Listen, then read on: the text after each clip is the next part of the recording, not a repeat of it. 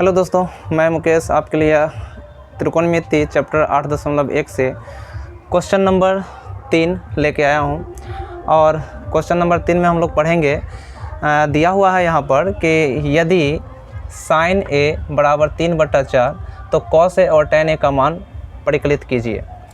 तो यहाँ पर जो है sin a दे रखा है, तो सबसे पहले जो दे रखा है उसको ले लीजिए। sin a बराबर 3/4। अब साइन का चूँकि फार्मूला जो होता है वो साइन का फार्मूला आप लगा लीजिए। साइन का फार्मूला क्या है? P/H। आप P/H लगा लीजिए यहाँ पर। उसके बाद है बराबर में 3/4। अब यहाँ पर जो है हम लोग प्रत्येक सवाल में ये चित्र जो है वो बनाएंगे प्रत्येक सवाल में। इससे क्या होगा ना कि आपको सवाल बनाने में काफ़ी मतलब कि मदद मिलेगा। आप हर एक सवाल को यानी कि यहाँ से आप स्टार्ट कर सकते हैं। समझ में आएगा कि हमें त्रिभुज में आगे क्या करना है, कौन सा भुजा दिया है, कौन सा भुजा हमको निकालना है। तो ये सभी जो बातें हैं वो आपको यहाँ इस चित्र से समझ में आ जाएगा।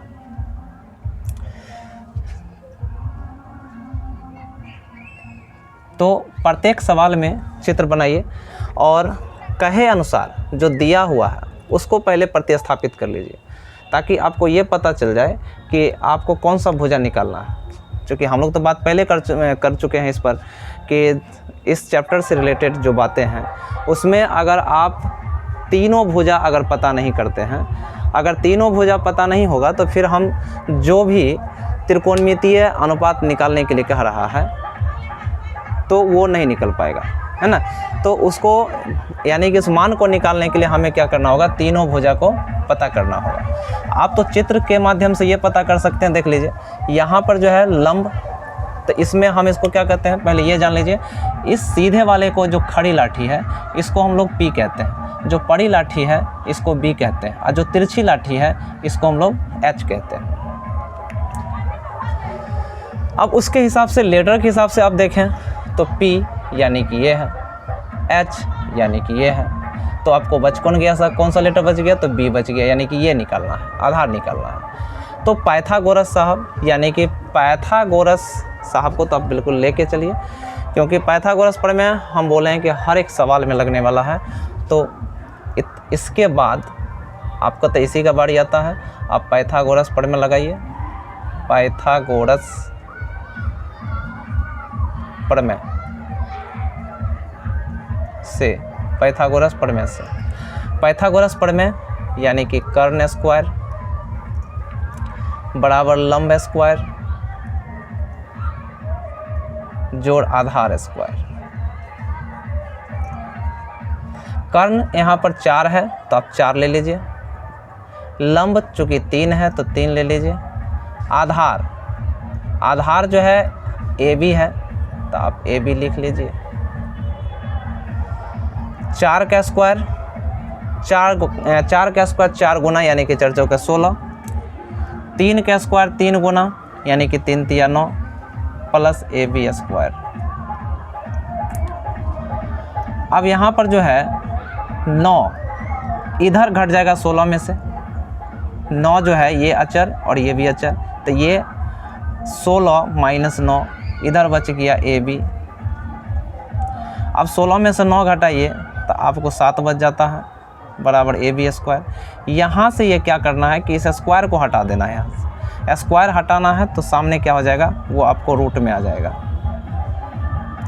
अब यहाँ पर स्क्वायर चूँकि नहीं लेना है, चूँकि आप यहाँ पर क्या कर लिए हैं, पहले ही स्क्वायर हटा लिए हैं। स्क्वायर हटाने के बाद क्या हो, हमें AB का मान निकालना है, स्क्वायर का नहीं निकालना है। इसलिए स्क्वायर भी यहाँ से क्या होगा, जिसका मान निकालना होता है तो उसके साथ जो भी राशि जुड़ा हुआ होता है उसको हम लोग हटा देते हैं। तो यहाँ स्क्वायर है तो स्क्वायर है तो वो सामने वाला रूट, अगर गुना में रहता तो भाग, स्क्वायर है तो रूट में आ जाता है। तो हमें AB यहाँ पता हो चुका है, AB कितना है? निकल गया 7। तो सवाल लगाने के लिए आपको क्या जोड़ी है कि हमें कॉन्सेप्ट जोड़ी है।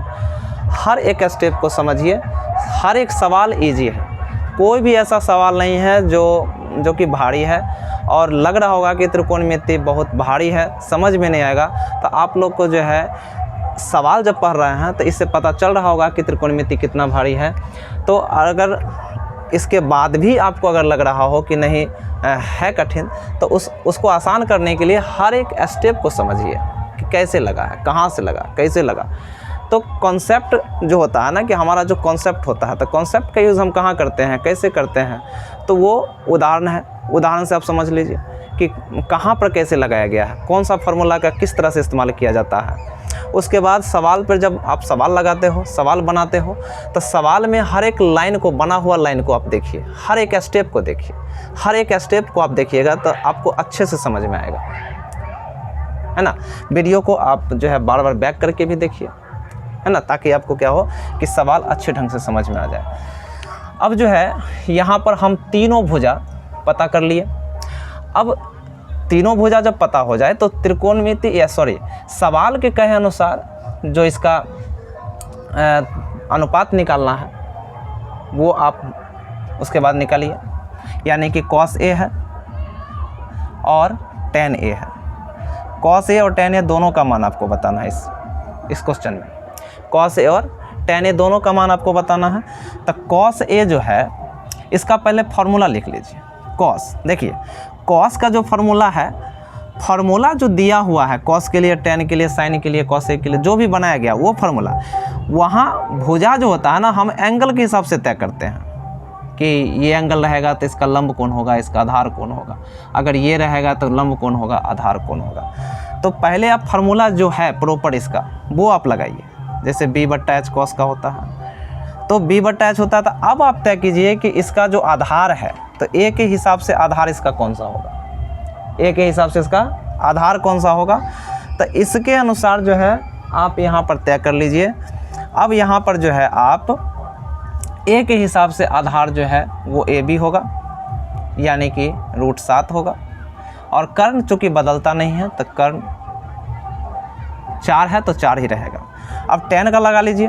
tan का जो है फार्मूला क्या होता है, तो tan का होता है फार्मूला P/B।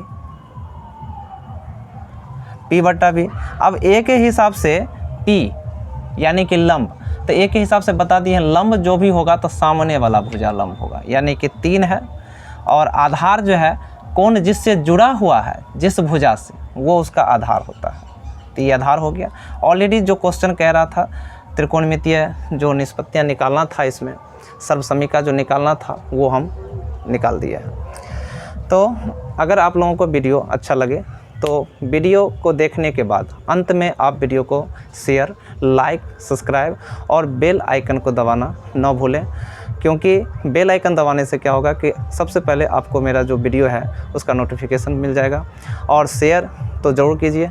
शेयर करने से क्या होगा कि अन्य स्टूडेंट भी क्या होगा, इससे लाभान्वित होगा, त्रिकोणमिति सीखने का उनको भी मौका मिलेगा। और जो है सब्सक्राइब तो बिल्कुल कीजिए। जय हिंद।